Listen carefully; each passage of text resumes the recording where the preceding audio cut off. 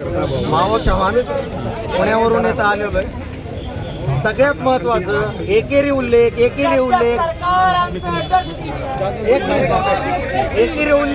उल्लेख कुणी केलाय?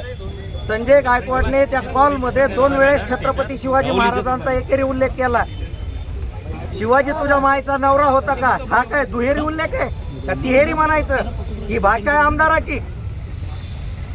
तुझ्या आईवर आणि पत्नीवर बलात्कार करीन, त्यांच्या गुप्तांगामध्ये तलवार घालीन, ही भाषा आहे त्या आमदाराची.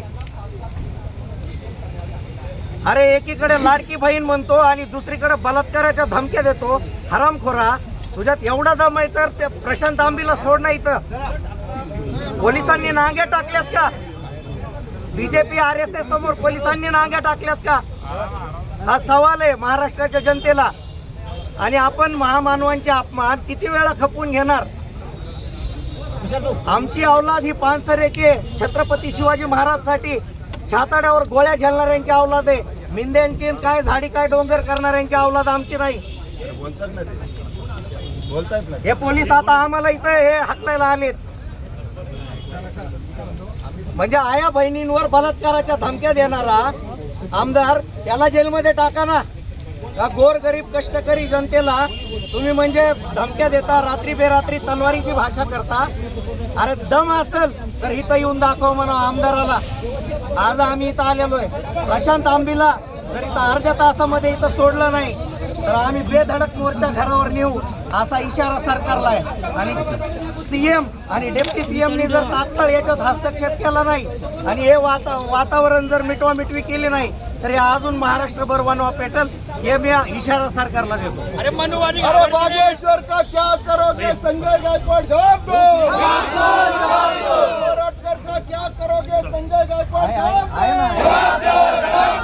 बागेश्वर का क्या करोगे संजय गायकवाड जवाब दो. बागेश्वरला अटक का केली नाही जवाब दो.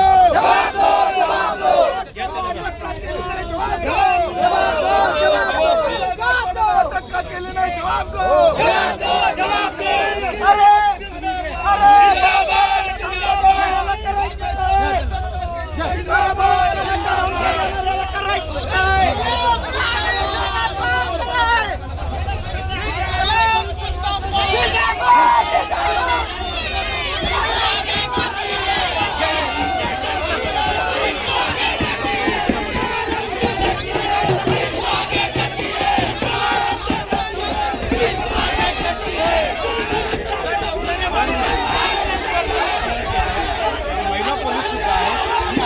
खाली बसलेले आहेत.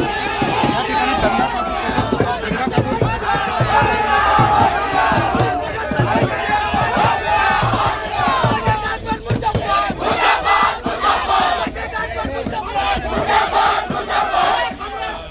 आंदोलक मोठ्या प्रमाणात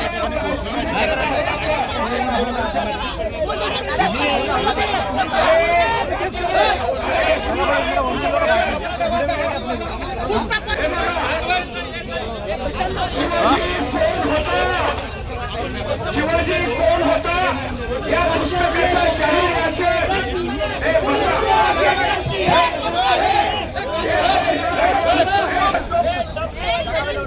शिवाजी कोण होता या पुस्तकाचं जाहीर वाचन आपण करायचं ठरवलेलं होतं. काँग्रेस सेक्रेटरी आता आपण वाचन सुरू करूया.